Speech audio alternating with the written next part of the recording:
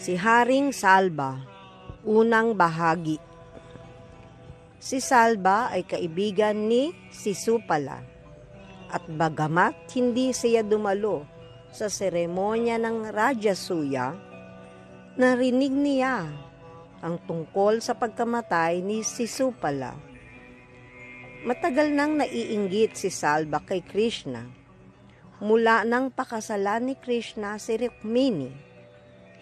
Bilang resulta, isinagawa ni Salba ang mahigpit na pag-aayuno kung saan kumakain lamang siya ng isang dakot na abo araw-araw. Nais niyang mapalugod si Panginoong Krishna upang makamtan ang isang pagpapala. Pagkaraan ng isang taon ng ganitong austeridad, nagpakita sa kanya si Panginoong Shiva.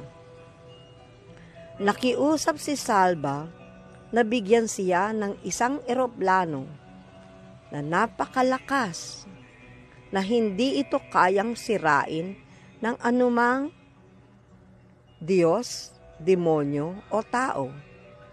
Higit pa rito, hiniling niya na ang eroplano ay makalipad kahit saan niya nais at maging partikular na mapanganib sa angkan ng mga yadu.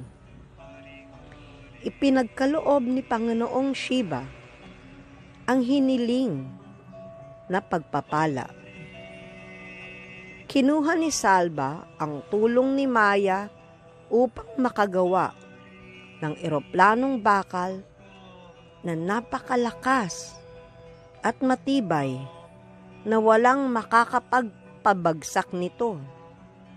Napakalaki ng eroplano, halos kasing laki ng isang malaking lungsod, at maaari itong lumipad ng napakataas at mabilis na halos hindi makita kung saan ito patungo.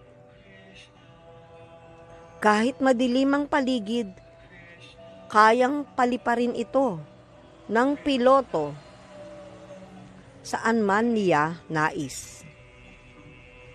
Matapos makuha ang napakagandang eroplano, pinalipad ito ni Salba patungong lungsod ng Dwarka.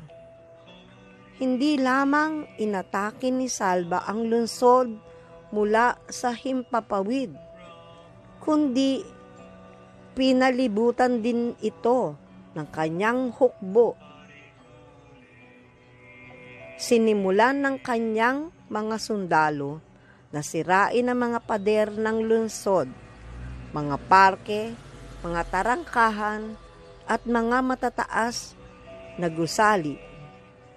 Kasabay nito, naghulog ang eroplano ng malalaking tipak ng bato, mga puno, kidlat, makamandag na ahas, at iba pang mapanganib na bagay. Lumikha rin si Salba ng isang malakas na buhawi sa loob ng lungsod at nagdilim ang buong Dwarka dahil sa alikabok.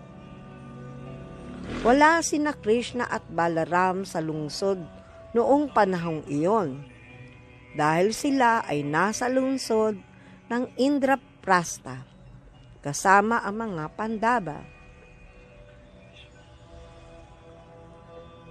Kaya't ang dakilang pinuno ng Dwarka tulad ni Pradyuma ang naglaban sa mga sundalo at eroplano ni Salba.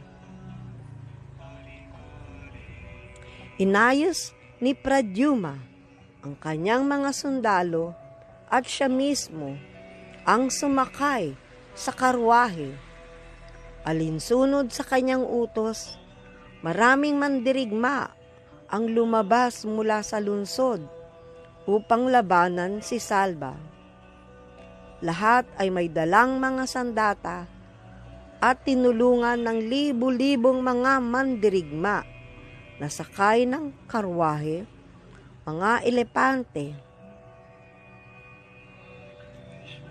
mga kabayo,